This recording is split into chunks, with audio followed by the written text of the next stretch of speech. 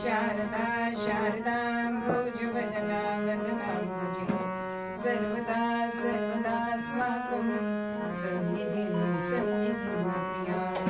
नमस्तस्मै भगवते नारदाय महात्मने कामक्रोधविहीनाय ऋषीणां प्रवराय च।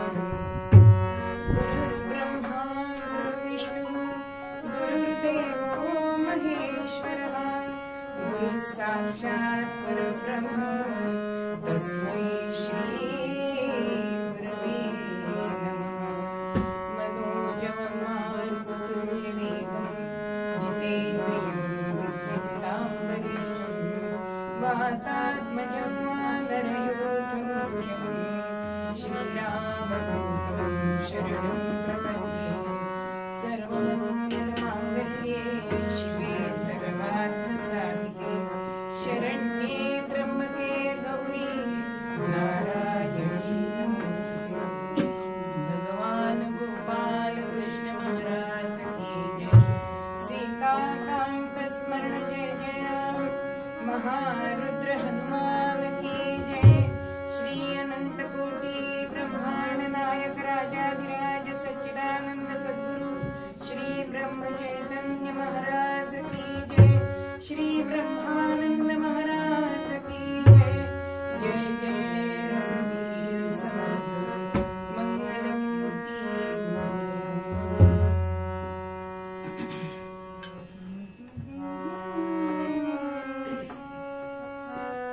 राम कृष्ण हरि जय जय राम। राजा राम राम कृष्ण हरि जय जय राम।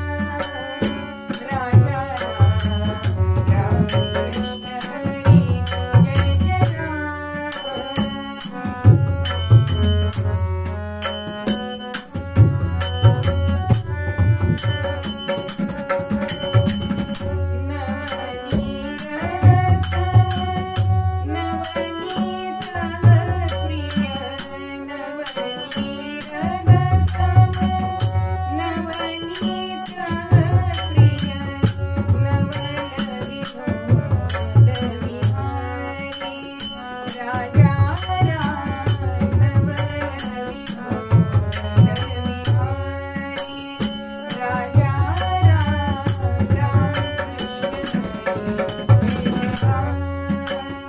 राजा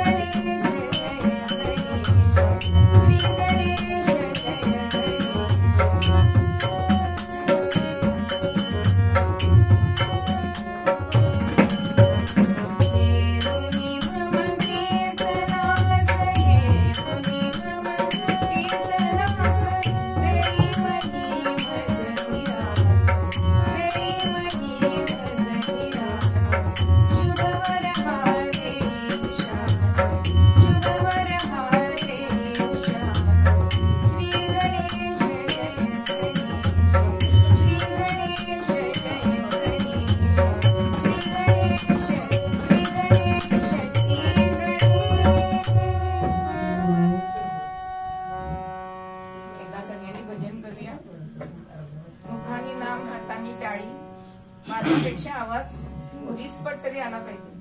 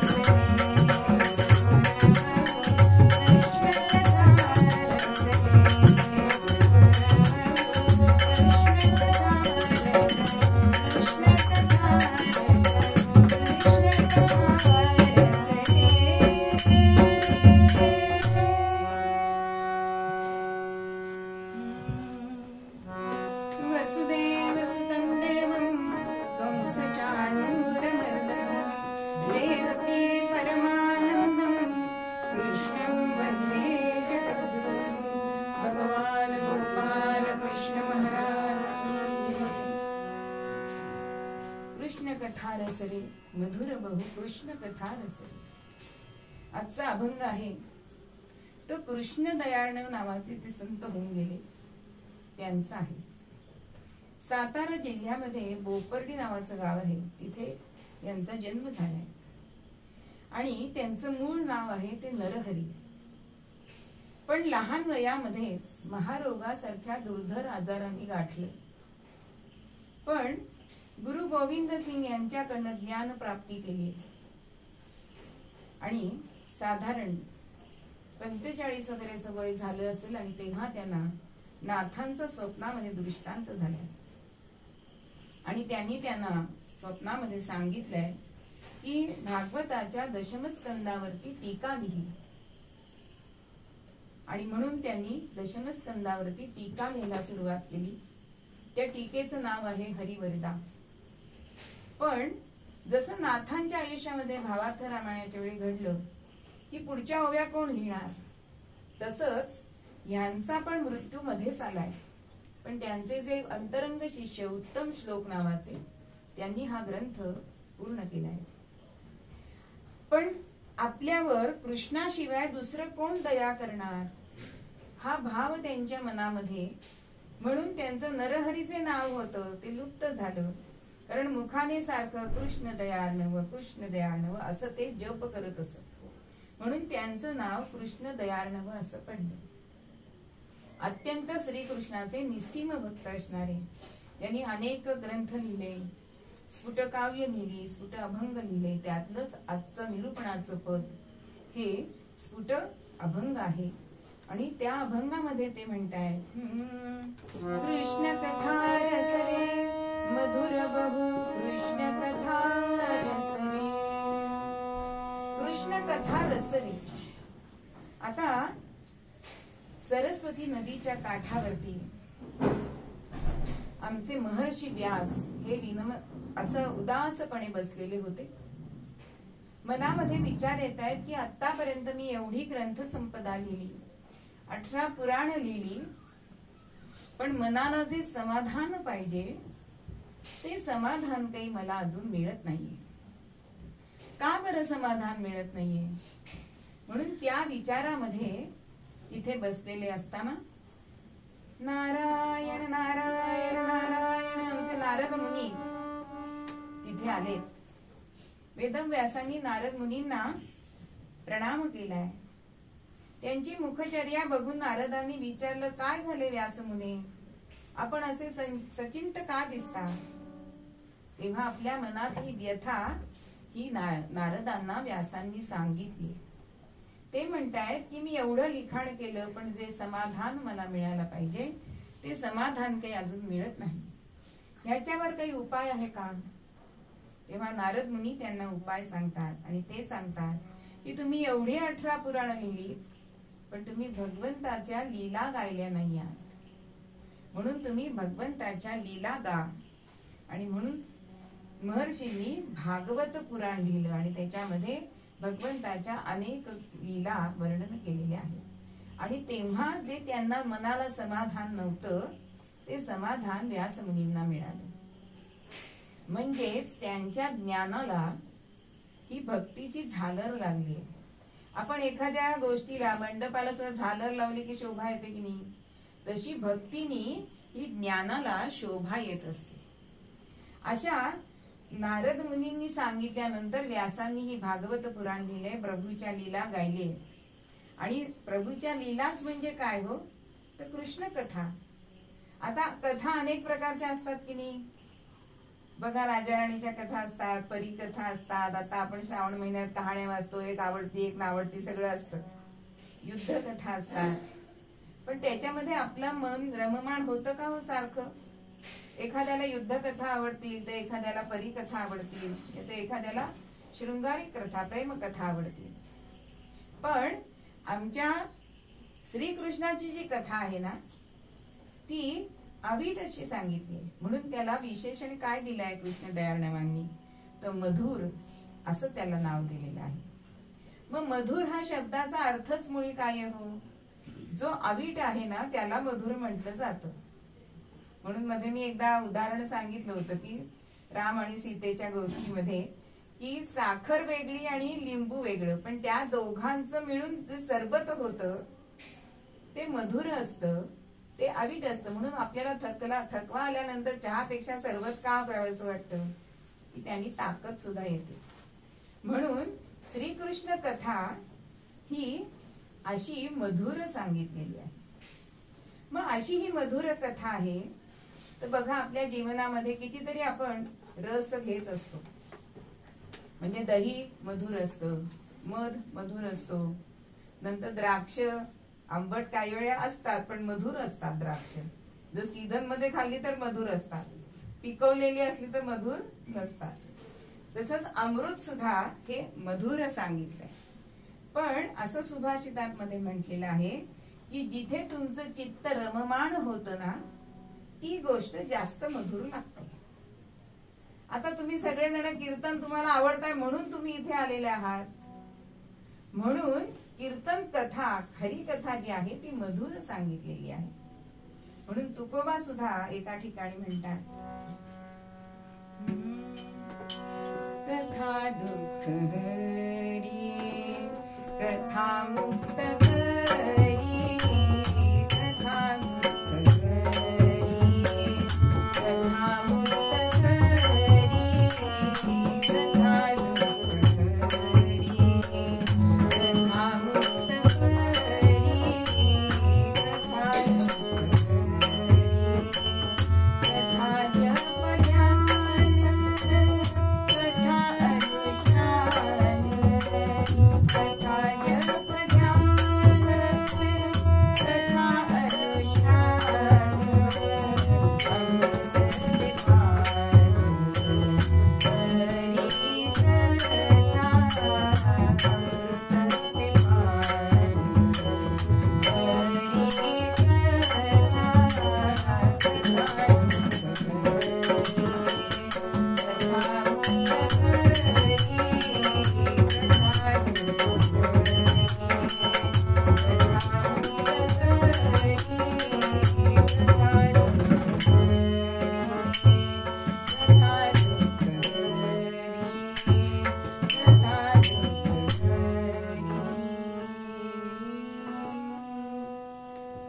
कथा दुःख हरी कथा मुक्त करी. पण तुमच्या आमच्या सारख्यांच्या सामान्यांच्या व्यथा असतात बरं का. कथा असतात का? कथा नसतात, तर व्यथा असतात. मग व्यथा ऐकायला कोणाला आवडतं का? हो, नाही आवडत.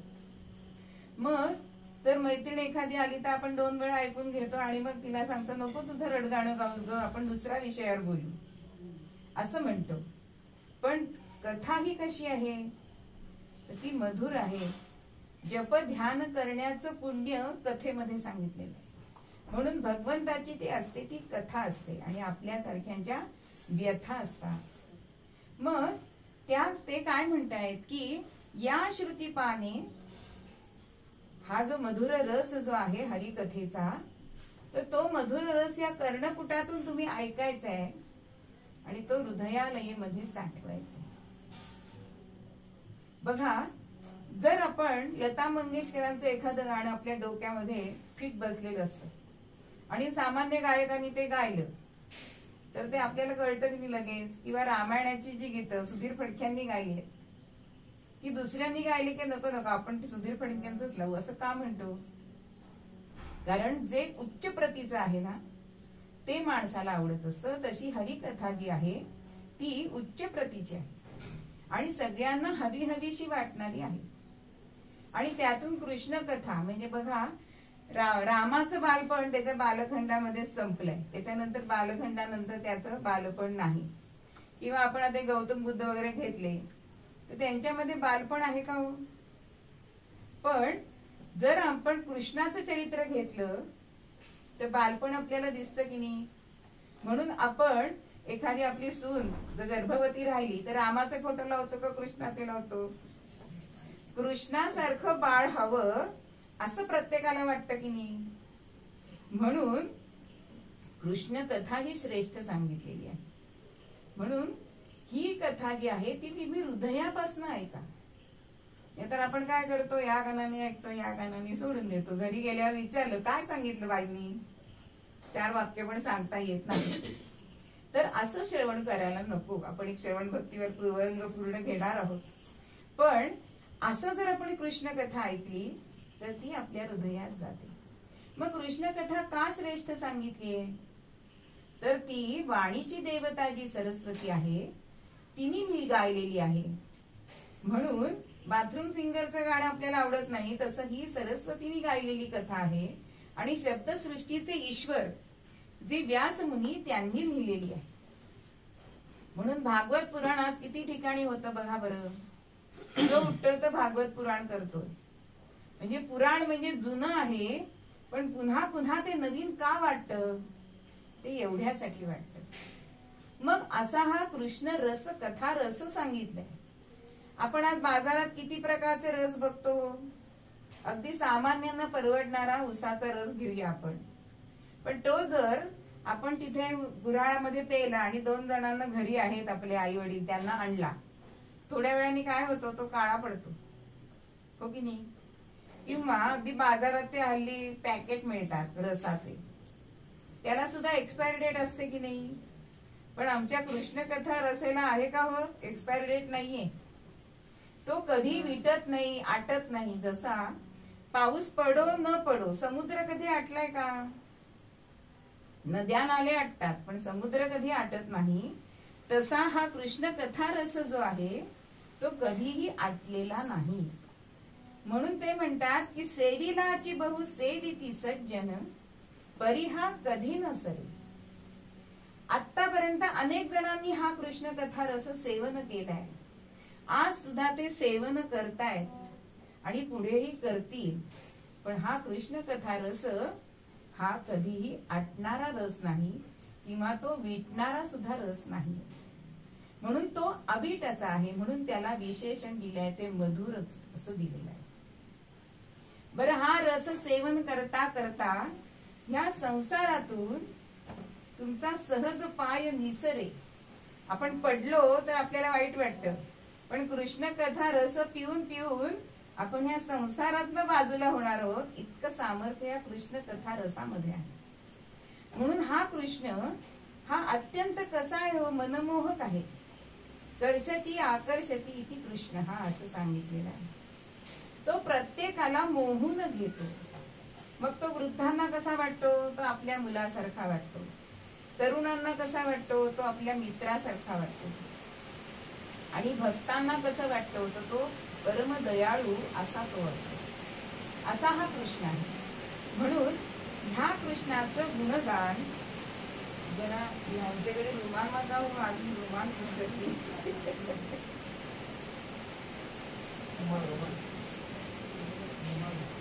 पिशवी आहे का,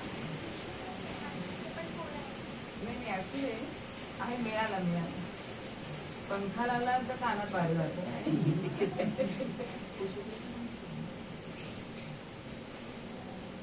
असा हा कृष्ण कथा रस हा श्रेष्ठ सांगितला आहे. कारण कृष्णाचं सगळंच मधुर आहे. आता सगळे रुमाल येणं नाही का, म्हणून असा हा कृष्ण रस जो आहे जो मधुर सांगितलेला आहे. म्हणून आपण तो सेवन करायचं. मग हा सेवन करायचं आहे, कृष्ण कथा रस सेवन करायचं आहे. मग हे कृष्णाचे चरित्र आहे तरी कसं हो, स्वतः कृष्ण दिसायला कसं आहे. वल्लभाचार्य एके ठिकाणी म्हणतात,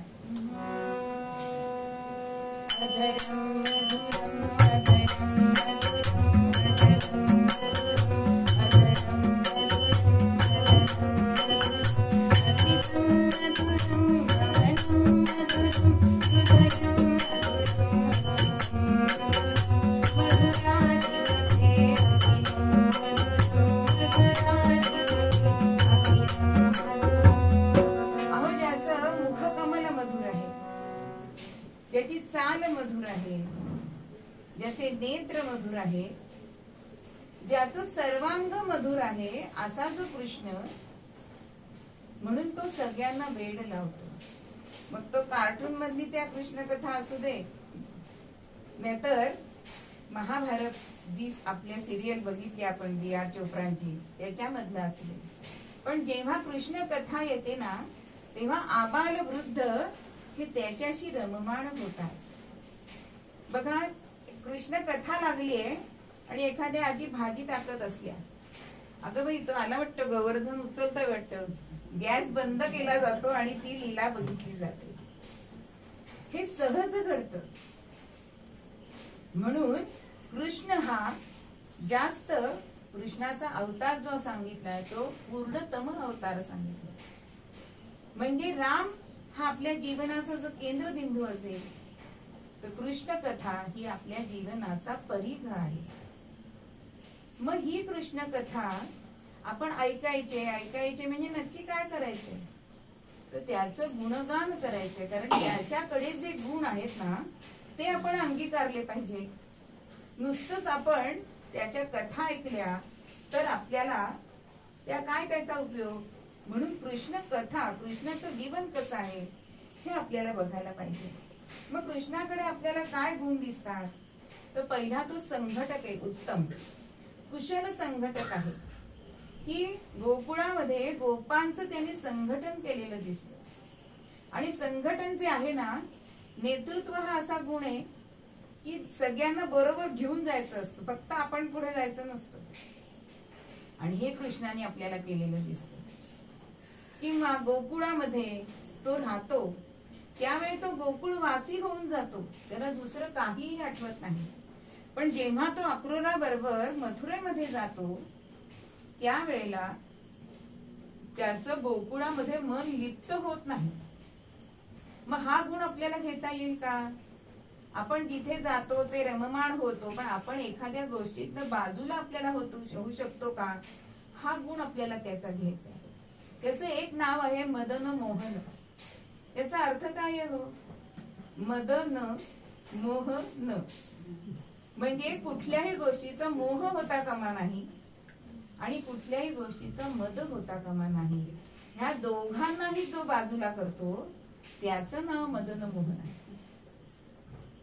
मग असा हा श्रीकृष्ण, त्याचं जीवन जर आपण बघितलं तर सामाजिक दृष्ट्या, राजकीय दृष्ट्या, आध्यात्मिक दृष्ट्या हे पूर्णतम आहे. बरं, त्यांनी ज्या साम दाम दंड भेद हे केलंय ते त्यांनी आचरणात आणलंय, पण ते स्वार्थाकरता नाही. आज मनुष्य आपण स्वार्थाकरता हे वापरतो, पण आज त्याची कीर्ती का गायली जाते, तर त्यांनी स्वार्थाकरता काही केलेलं नाही. तो तितकाच निरीच्छ आहे आणि इतकं सगळ्यांना त्याने आपलंसं केलेलं आहे की आपण कृष्णाला विसरू शकत नाही. आजही कृष्णाष्टमीचे उत्सव का आनंदात होतात, का उत्साहाने होतात, ते तेवढ्यासाठी होतात. मग हा नरदेह सुद्धा हा गोकुळच आहे. गो म्हणजे इंद्रिय आणि कुल म्हणजे समुदाय. आपला देह त्याला पण गोकुळ असं म्हटलेलं आहे, कारण इंद्रिय त्यांचा समुच्चय हा देह आहे.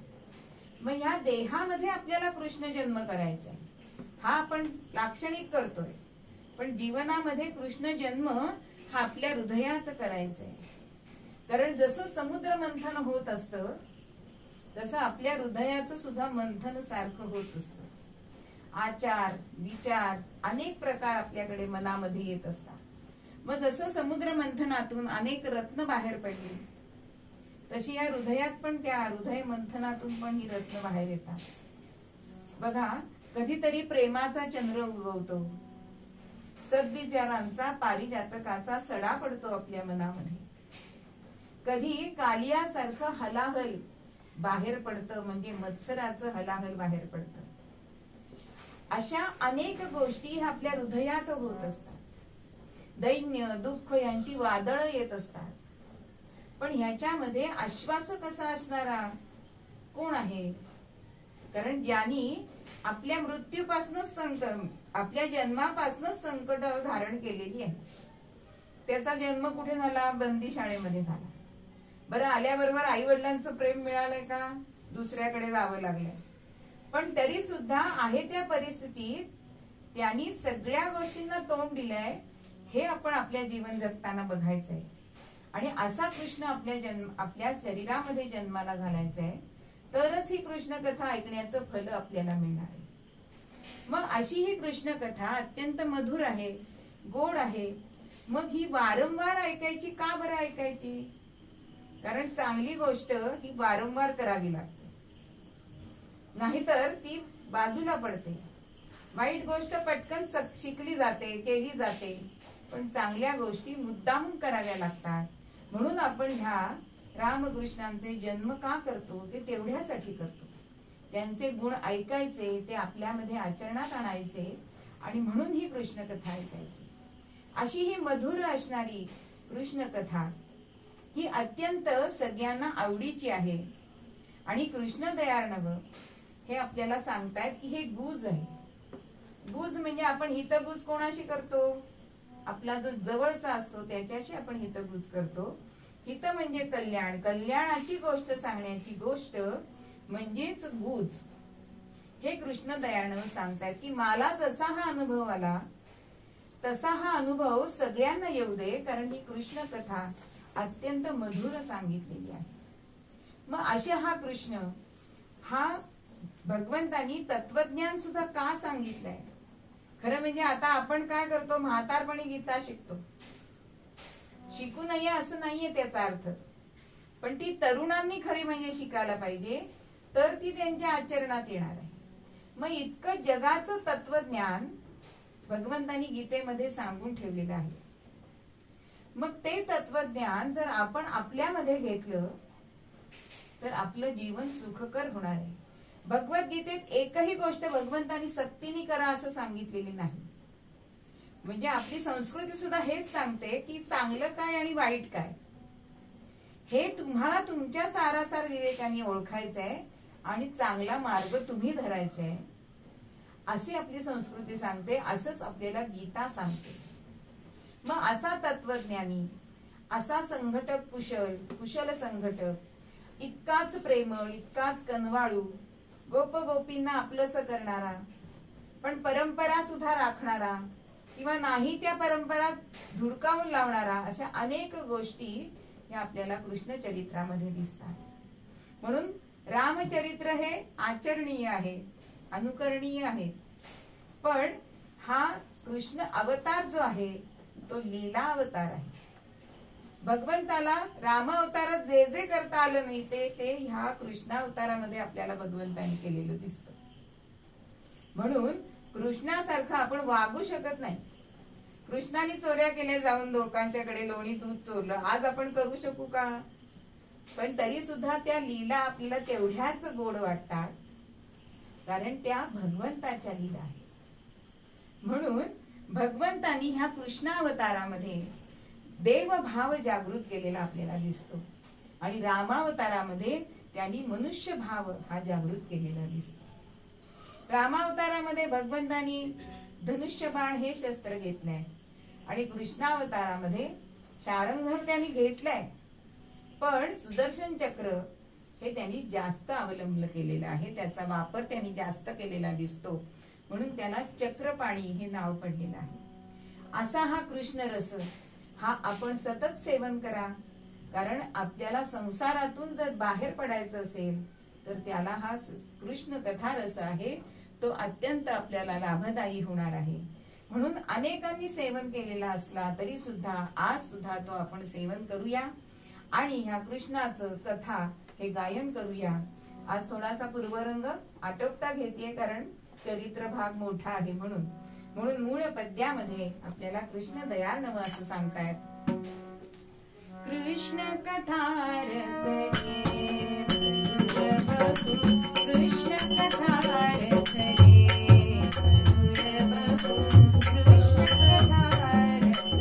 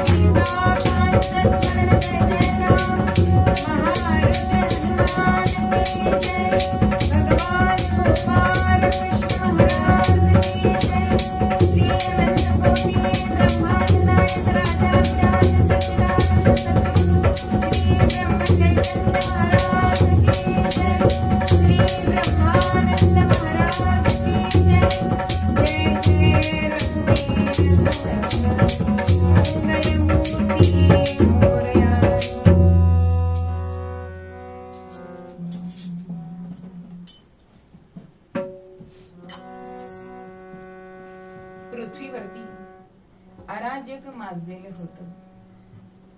रामावतारामध्ये फक्त रावण असाच खल होता, पण कृष्ण अवताराच्या आधी पृथ्वीवरती किती दुराचारी होते.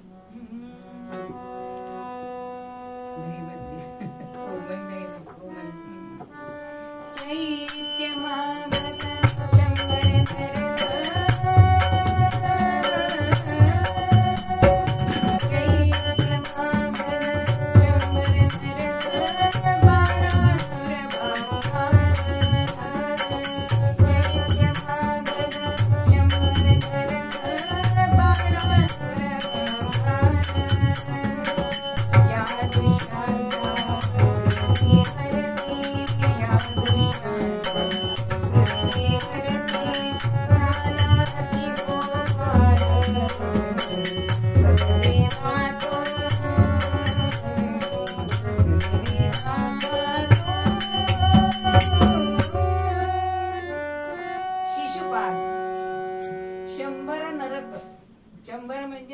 नर कौरव, नरक म्हणजे नरकासूर, बाणासूर, गांधार म्हणजे शकुनी, असे अनेक दुष्ट लोक ह्या पृथ्वी तलावरती अत्याचार करत होते.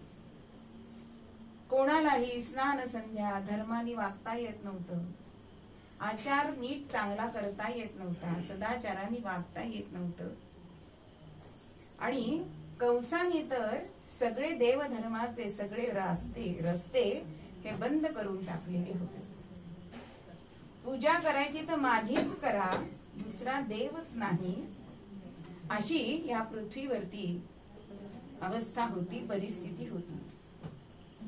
आणि अर्थातच क्षमाशील असणारी आमची ही पृथ्वी माता, पण तिचा सुद्धा क्षमेचा कडेलोट झालाय. आणि मग गायीचं रूप घेऊन ती ब्रह्मदेवाकडे जाते. गोरूपाने भूमी ब्रह्मपाशी जाय, गोरूपाने भूमी ब्रह्मपाशी जाय, वाहतसे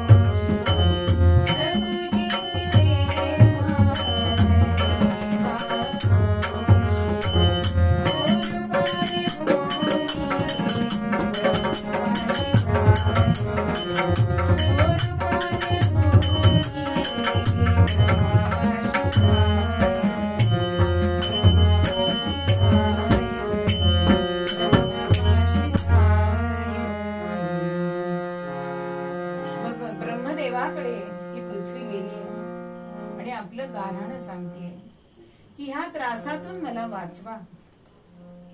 पण ब्रह्मदेव म्हणतात की आपण ह्याच्यावरती उपाय करण्यासाठी शंकर भगवानांकडे जाऊया. म्हणून सगळे ऋषीवर, गायीचं रूप घेतलेली पृथ्वी, ब्रह्मदेव असे सगळे जण हे कैलासपती महादेवांकडे जातात. पण महादेव सुद्धा म्हणतात की मी ह्याच्यावर उपाय काही करू शकत नाही. म्हणून आपण जो पालन करता भगवान विष्णू आहे त्यांच्याकडे आपण जाऊया. म्हणून सगळे जण जिथे भगवंत क्षीरसागरामध्ये शेषशयन करत होते तिथे जातायत आणि त्यांची प्रार्थना करतायत की भगवंता की तू अवतार तरी कधी घेणार आहेस. अवतार कधी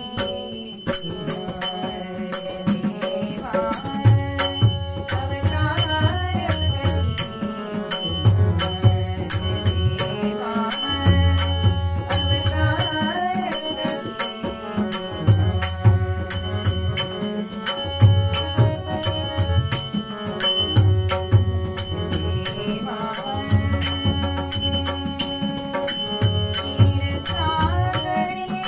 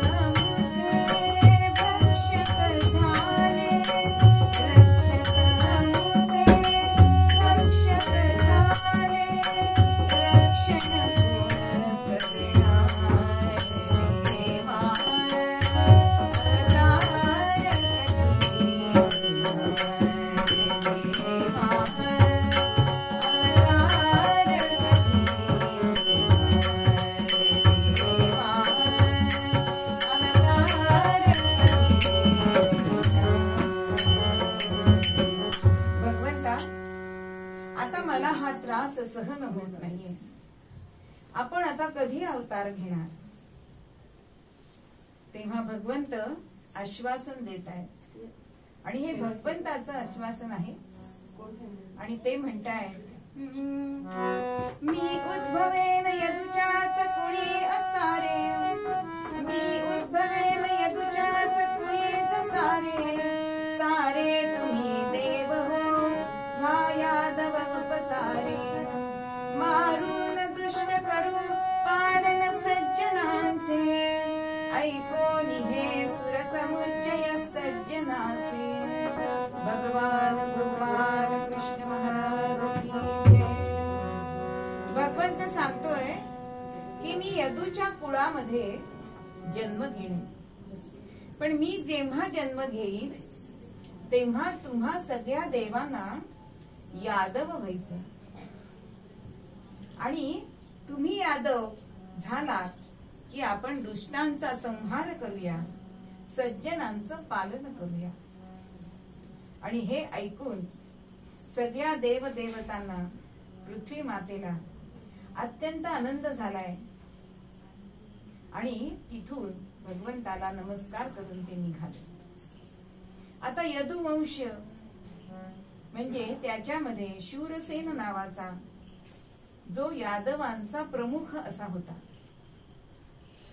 आणि तो मथुरेमध्ये जो उग्रसेन राजा होता त्याच्याकडे हा सरदार म्हणून होता.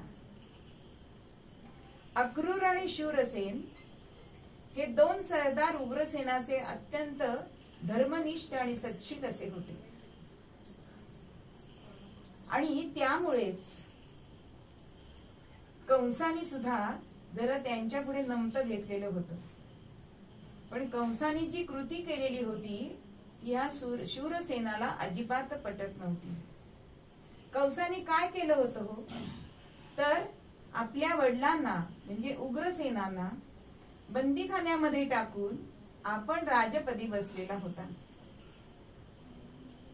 आता शूरसेन आणि अक्रूर हे दोघ जण मनामध्ये ठरवतात की आपण प्रत्यक्ष लढा या कंसाशी देऊ शकत नाही, कारण त्याचा जरासंध नावाचा सासरा होता तो पण तसाच होता. म्हणजे त्यांचं बल हे जास्त आहे, म्हणून आपण गुप्तपणे अशी काही यंत्रणा करूया की पुन्हा उग्रसेन राजा पदावरती राज्यावरती येतील. आणि असं प्रजेमध्ये हे सगळं करतायत, म्हणजे वरून वरून दाखवतायत की आम्ही कंसाच्या बाजूने आहोत, पण अंतर्गत मात्र प्रजेला चिथावत होते आणि एकत्रीकरण करत होते. या शूरसेनाचा मुलगा म्हणजे बापसे बेटा सवाई असा हा वसुदेव, तोही आता हाताशी आला होता. आणि हे जेव्हा कंसाला कळलं की प्रजेच्या मनामध्ये आपल्याविषयी असंतोष हे निर्माण करतायत, पण आपल्याला सुद्धा त्यांना विरोध करता येत नाहीये पटकन, कारण त्यांना जर बाजूला केलं तर प्रजा ऐकणार नाही. म्हणून त्यांनी काय केलं, राजकारणी डाव टाकला. हळूहळू वसुदेवाशी स्नेह जुळवायला सुरुवात केली आणि आपली ही चुलत बहीण तिला जर आपण वसुदेवाला पत्नी म्हणून दिली तर आपले नातेसंबंध होऊन हे दोघं आपल्यावर कारवाई करणार नाही, अशी एक खोटी भ्रामक समजूत ह्या कंसाची झाली. आणि म्हणून शूरसेनाला त्यांनी विचारलंय की वसुदेवाचा विवाह हा माझी बहीण देवकी जी आहे तिच्याशी करण्यास आपण उत्सुक आहात का? जसा हा कंसाने विचार केला होता तसाच वसुदेव आणि शूरसेन सुद्धा करताय की आपला हा चंचू प्रवेश आहे, आपण आता ह्या विवाहाला जर होकार दिला तर पुढे मागे कंसाला आपण बाजूला करू शकतो. आणि म्हणून वसुदेवानी सुद्धा ह्या विवाहाला मान्यता दिली. आणि मान्यता दिल्यानंतर मात्र कंसाने काय केलंय की आपल्या प्रजेच्या मनामध्ये आपण किती दानी आहोत, आपण किती चांगले आहोत हे दाखवण्यासाठी मोठा लग्नाचा घाट घातलाय. आणि काय त्यांनी तयारी केली, नगर सारे शृंगारले त्याने, नगर सारे शृंगारले त्याने, रेणू रस्ते बसतात कल्याणे, रेणू रस्तात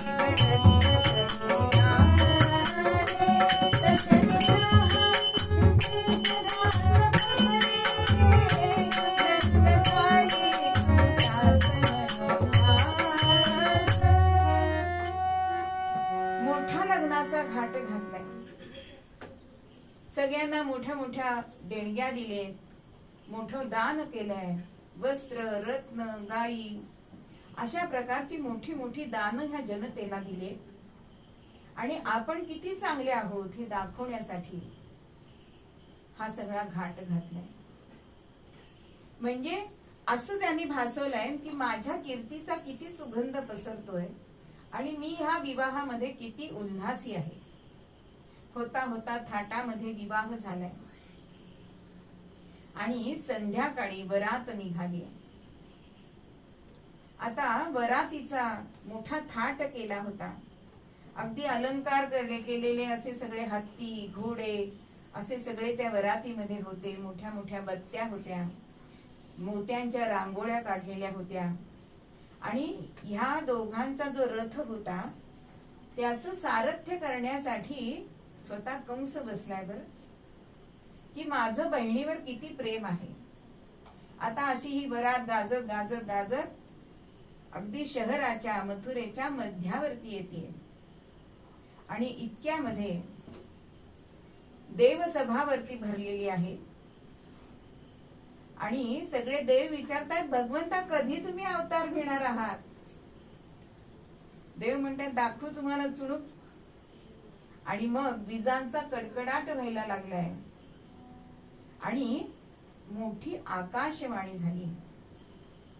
आणि तिथे म्हटलं जात आहे गर्भहीचा जो अष्टम, गर्भहीचा जो अष्टम, तो काळ जाण विनश्चये तुझा जाण. मूर्खा सावध हो रे, मूर्खा सावध हो रे, कंसा हरणार तुझे की प्राण.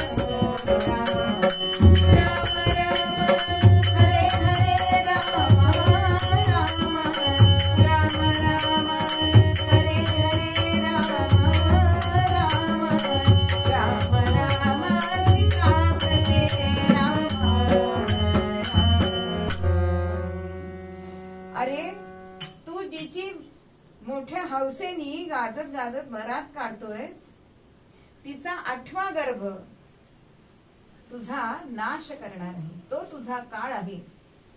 मूर्खा सावध हो. अशी आकाशवाणी ऐकली मात्र. आणि रथामधून खाली उतरलाय. नवे नवे देवकीचे केस धरून तिला सुद्धा खाली काढलाय रथातून.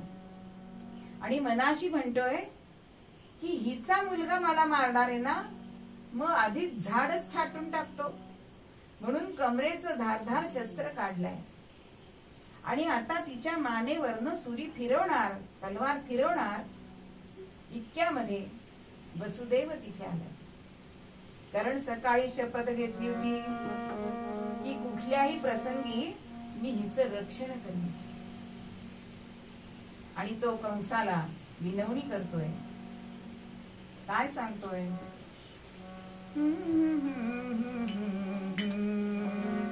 मारू नको राया राया, मारू नको राया राया, मारू नको राया. श्रीहरीचे पातक हे हो, श्रीहरीचे पातक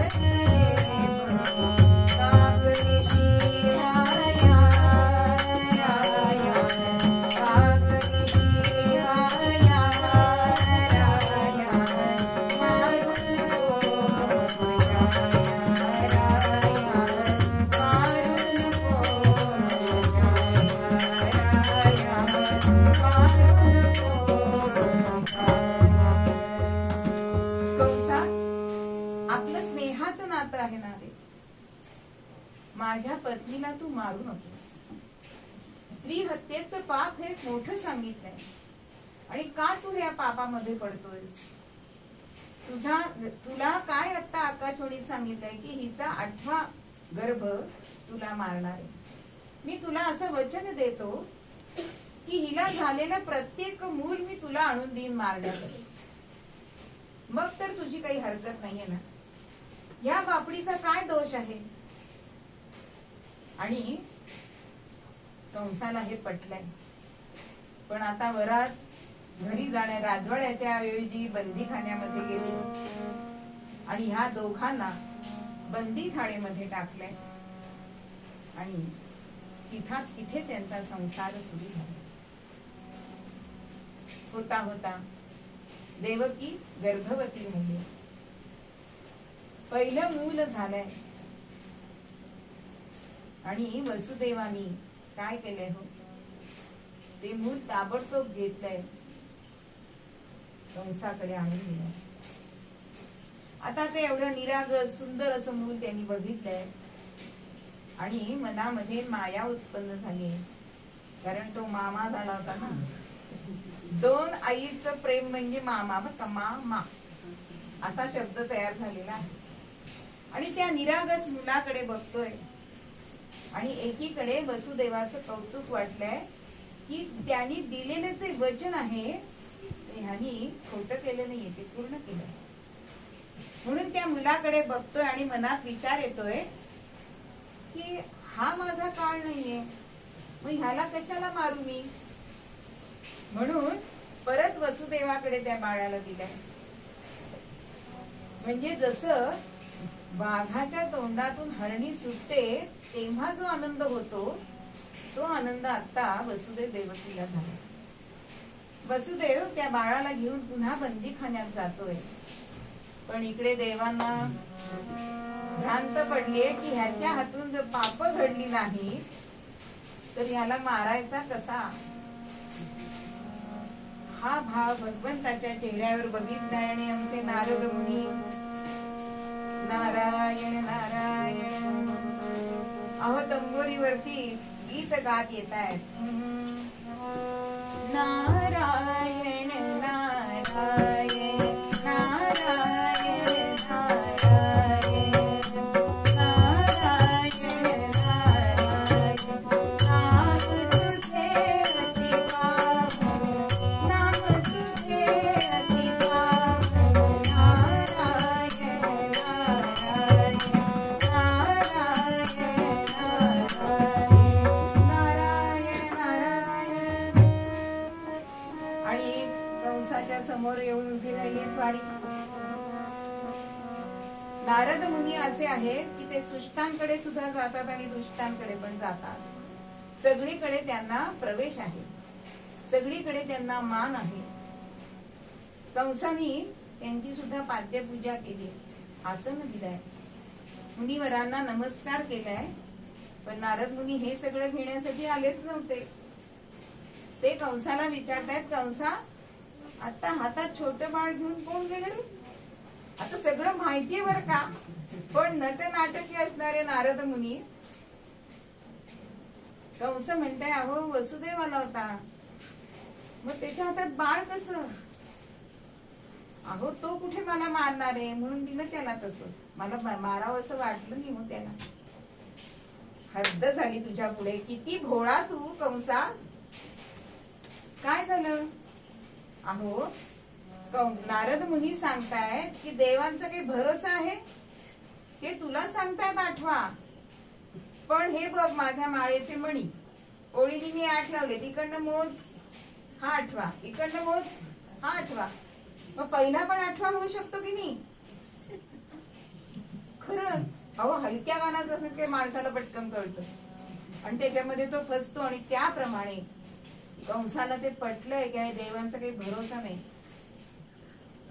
म्हणून ताट ताट पावलं टाकीत बंदीखानेमध्ये गेलाय. क्रोधाने कंस खवळला बंदीखाने तो आला, क्रोधाने कंस खवळला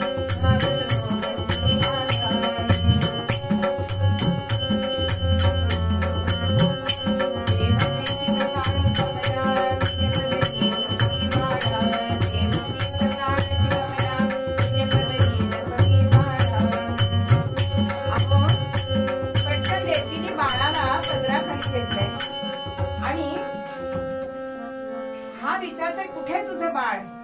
अहो चांडाळाला कसली हो दया आली. आता देवकी मात्र बाळ आलाय त्याच्या आनंदामध्ये होती. आता ती पदर पेसरते, मला पुत्रदान दे म्हणते, त्याचे पाय घट्ट पकडते. पण कंसाला आता दयामया आलेली नाही. त्यांनी ते बाळ तिच्या मांडीवरनं खसकन ओढलंय. द्वारी होता चंडशीळ त्यावरी आपटे निर्दयी बाळ. ते झाले छिन्न भिन्न तात्काळ पक्व फळासारखे.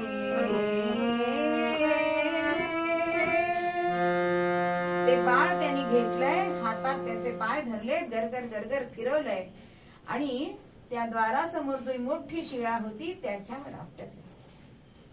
आणि ते एखादं पक्व फळ जसं पडून खाली छिन्न भिन्न होतं त्याप्रमाणे ते बाळ गेलंय. अशी कंसानी 6 मुलं मारले. पण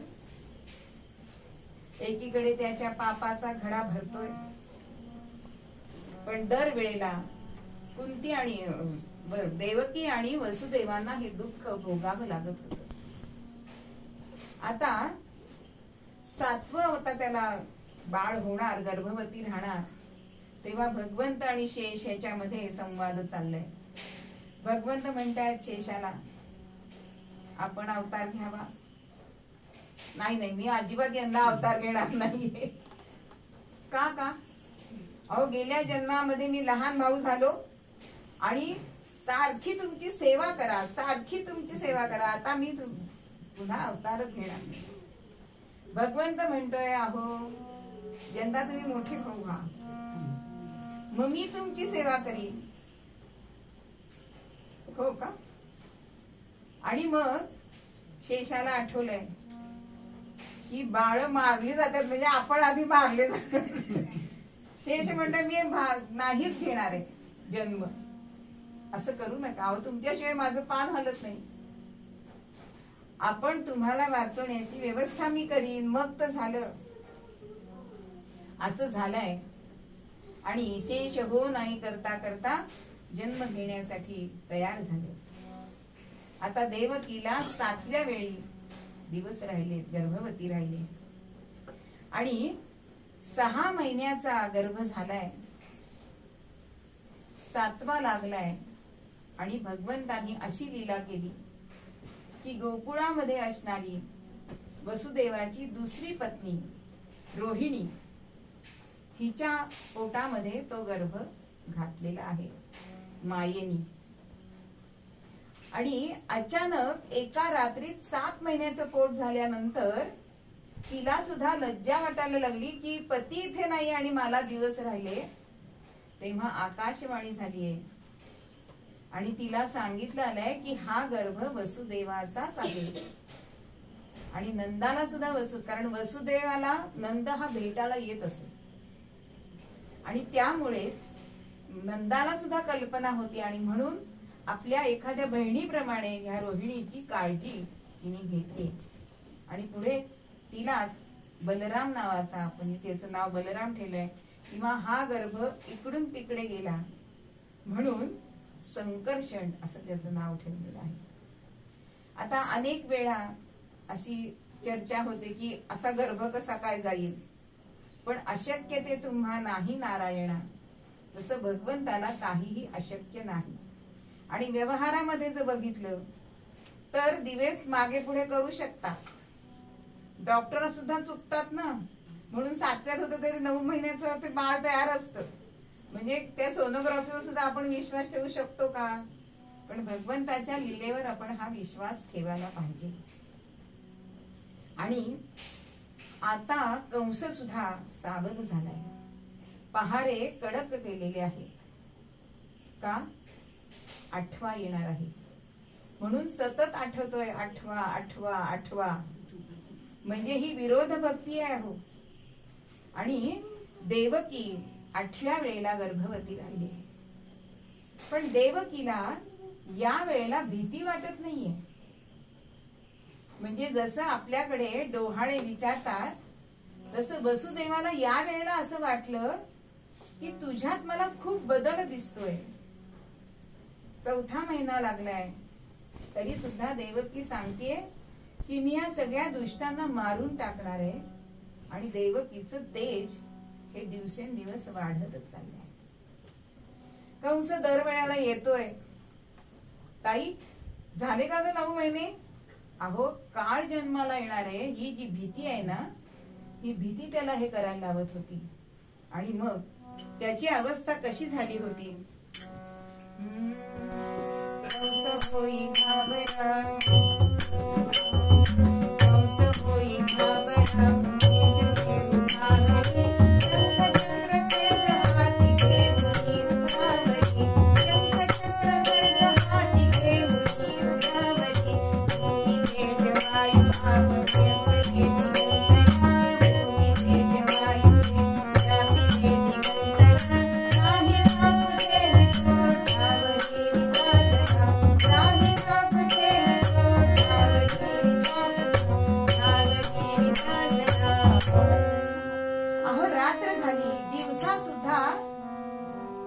अशी अवस्था झाली होती की आपल्या उरावरती भगवंत बसलाय, तो हरी बसलाय, हातामध्ये खड्ग आहे, चक्र आहे आणि तो आपल्याला मारतोय.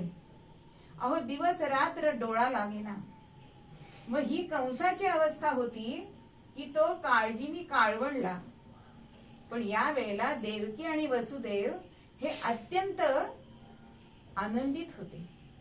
कारण भगवंतानी जे आश्वासन दिलंय ते आश्वासन आज पुरं होणार होतं या खेपेला. म्हणून अत्यंत आनंदात होते. होता होता असे काही दिवस जात आहेत. हा कंस सारखा घाबरा होतोय, सैनिकांना सारख्या सूचना देतोय की झाली ताई बाळंतीण की ताबडतोब मला सांगा, त्याला ताबडतोब मी मारणार आहे. आणि होता होता भगवंतानी त्यावेळेस सुद्धा लीला केलेली आपल्याला दिसते. म्हणजे 9व्या महिन्यात भगवंत आलेले नाहीत, तर 8व्या महिन्यात आलेले. पण यायच्या आधी भगवंतानी तिथे शंख चक्र गदा पद्म असं जे त्याचं रूप आहे ते देवकी समोर प्रकट केलंय, वसुदेवा समोर प्रकट केलंय आणि त्यांना दर्शन दिलंय. पण भगवंताचं तेज एवढं होतं, देवकीनी त्यांना वंदन केलंय आणि भगवंताला ती प्रार्थना करते की भगवंता आपलं हे तेज बघून शिपाई आत येतील आणि त्यांना कळेल. आणि हे तुमचं तेज आमच्या चर्मचक्षूंना सहन होत नाहीये आणि ह्या रूपात तुम्ही मला नकोय.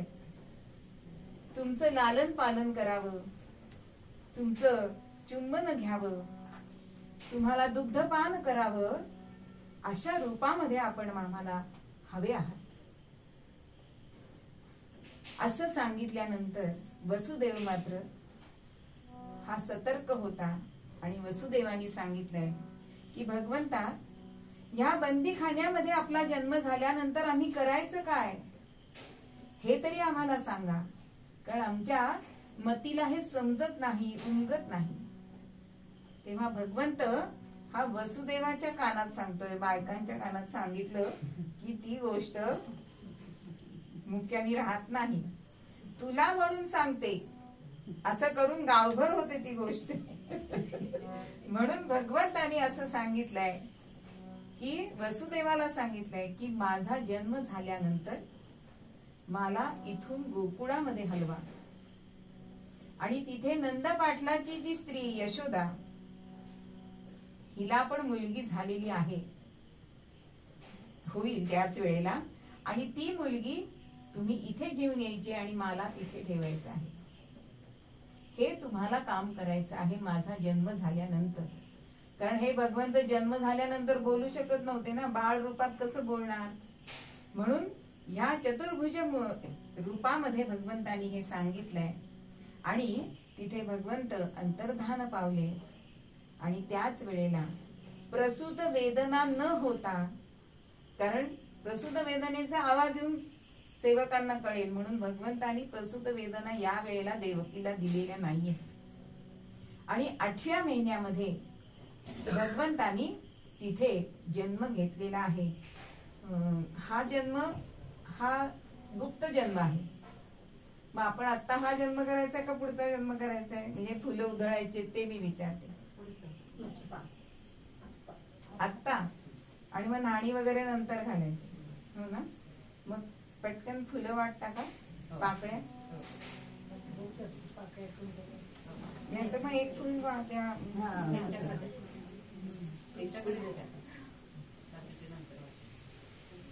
आणि भगवंतानी श्रावण मास वद्य पक्ष,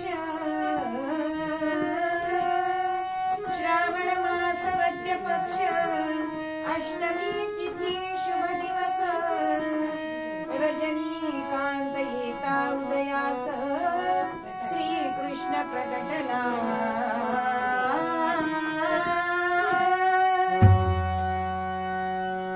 गोपाल कृष्ण भगवान की जय. सगळ्यांनी थोड्या वेळ भजन करायचंय. गोविंद बोलो हरी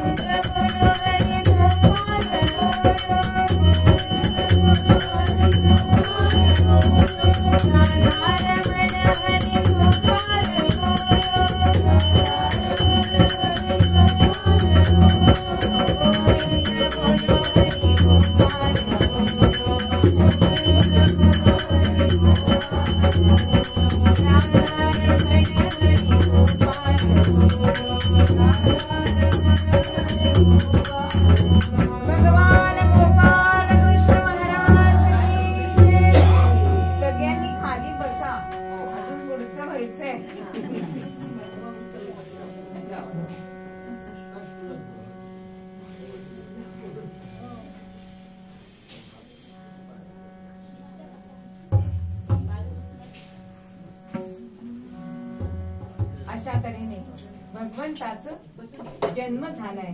आणि भगवंताच्या आज्ञेप्रमाणे वसुदेवानी टोपलीमध्ये बाळाला घेतलाय. टोपलीत हात ठेवली बाळ, टोपलीत हात ठेवली बाळ,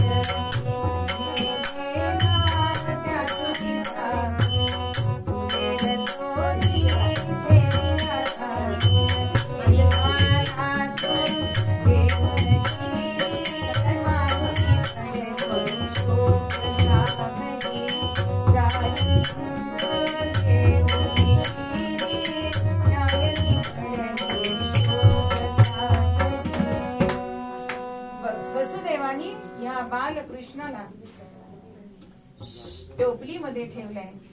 तो दिसू नये म्हणून आजूबाजूला फुलं ठेवली पुढे पुढे सरकला तरी चालेल. आणि डोक्यावरती घेऊन हा निघालाय. पण भगवंतानी सांगितलं होतं की निसर्ग तुला सुद्धा अनुकूल होईल.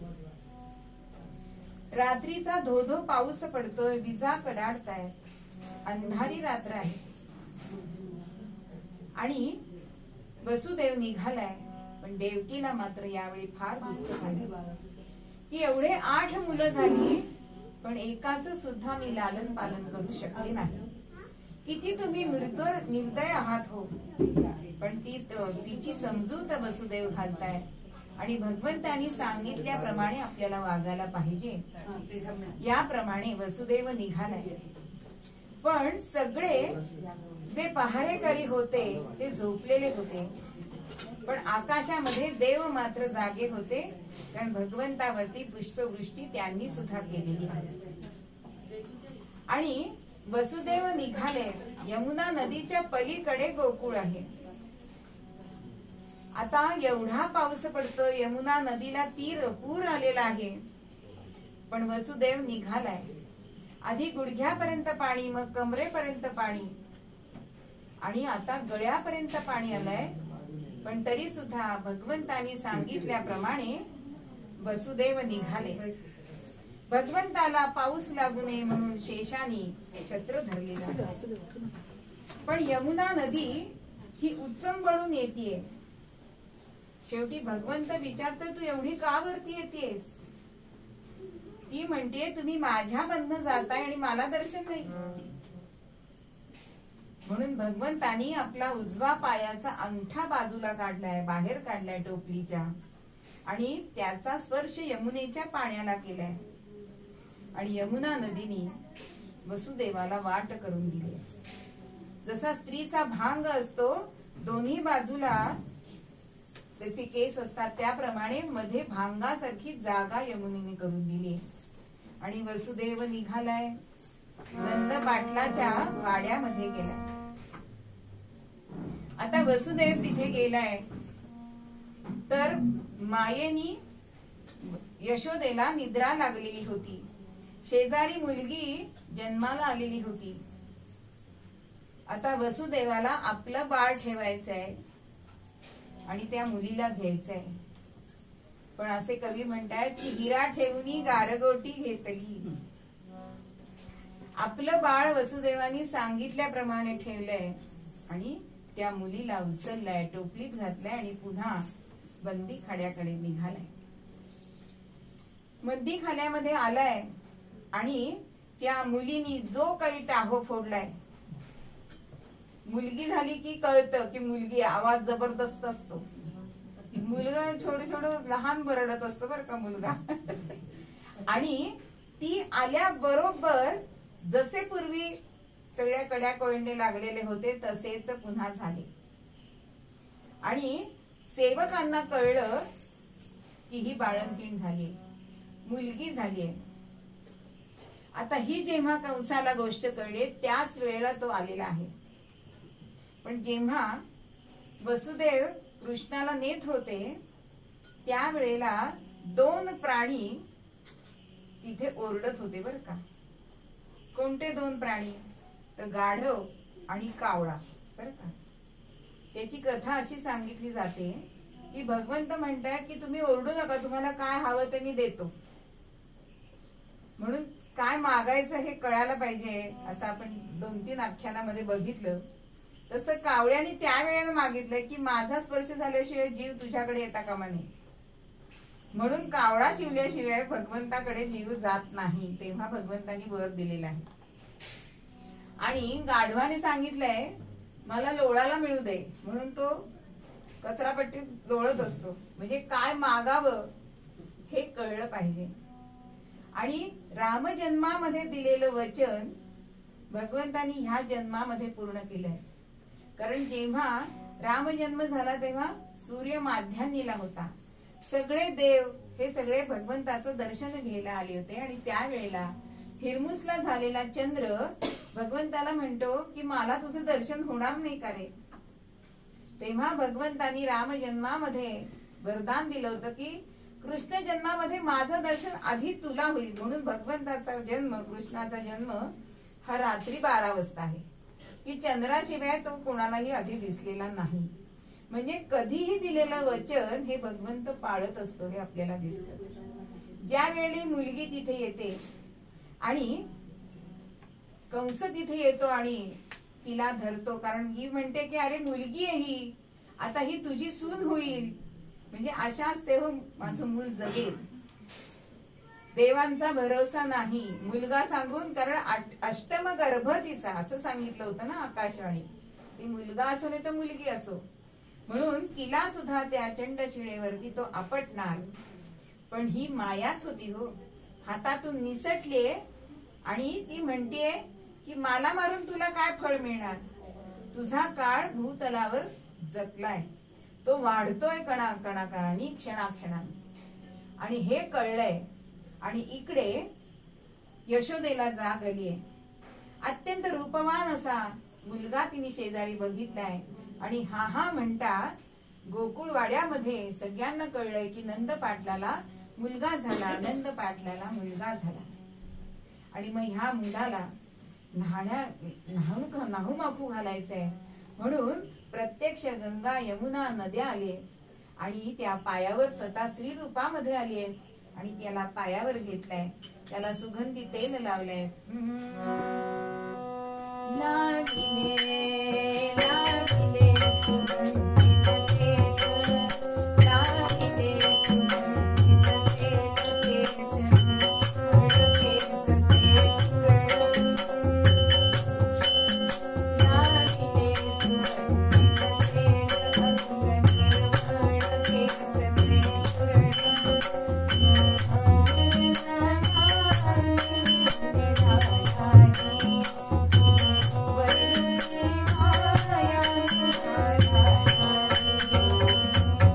भगवंताला नाणी घातली.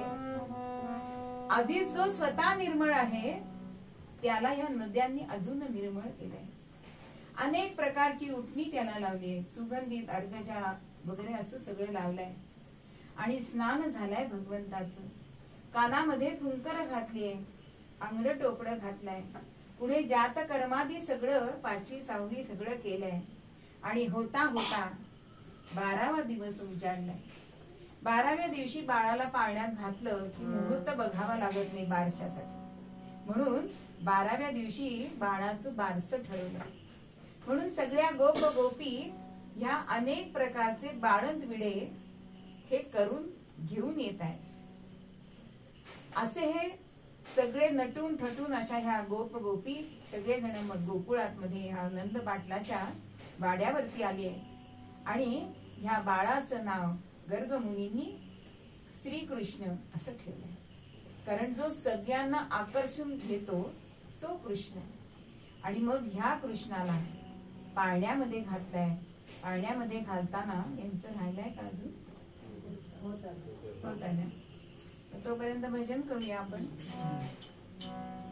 गोपाला गोपाला देवनंदन गोपाला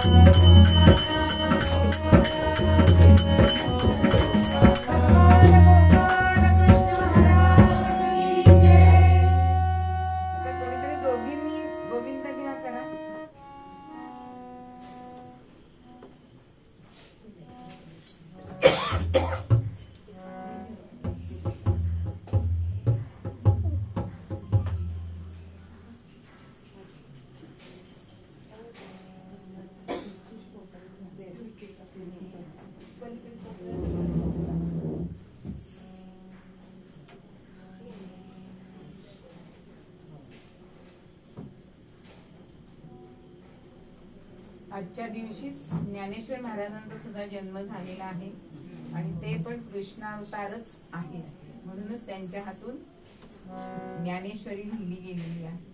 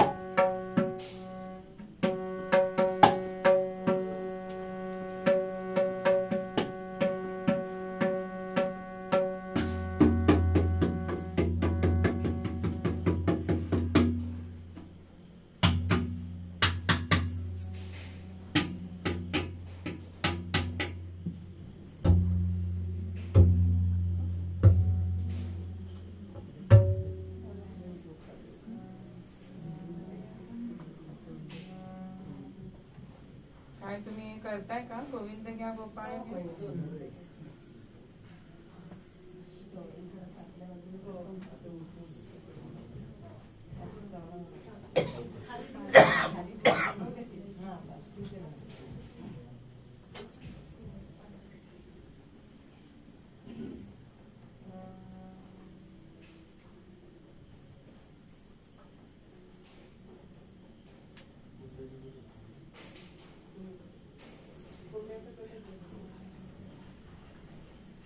ते हे घ्यायचं का मूर्ती घ्यायचं? नाही, गोपाळ घ्या. नारळ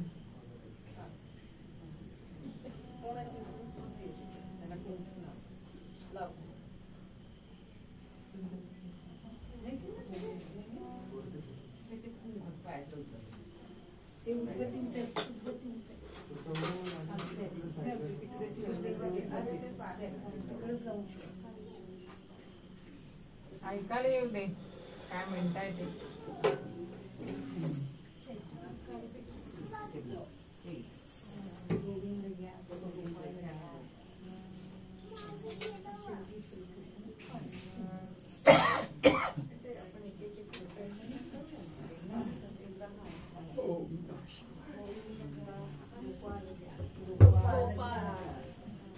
मधुसूदन घ्या.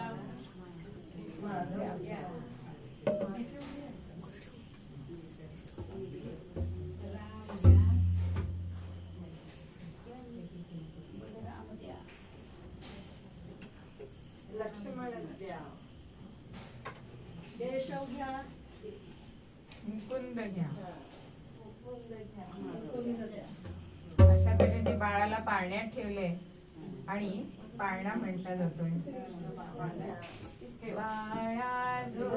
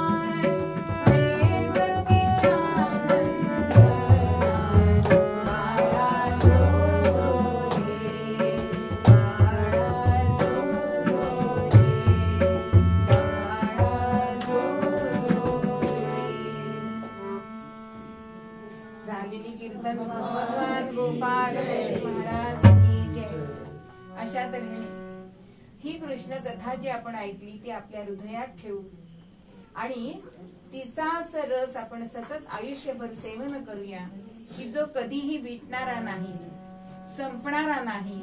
हेच आपल्याला कथागुज कृष्ण दयानव मूळ पद्यामध्ये सांगतायत. आज भैरवी नको, तसंच आपण म्हणू. कृष्ण कथा रसले, कृष्ण कथा रसले, कृष्ण कथा रसले.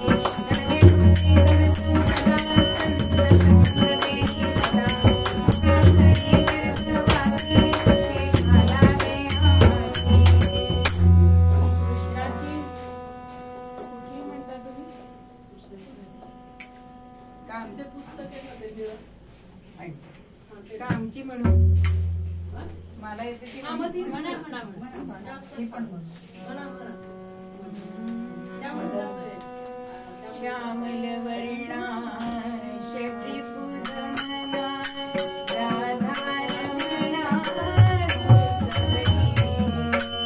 आरती करितो प्रेमाने भय संकट दूर करी श्यामल वर्णा शबरी पूजना